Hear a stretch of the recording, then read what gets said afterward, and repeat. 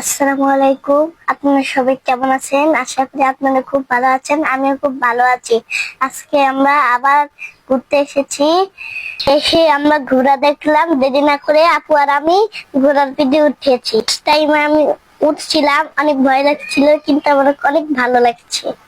অনেক সুন্দর ফুলের বাগান, চাইলে আপনারাও আসতে পারেন।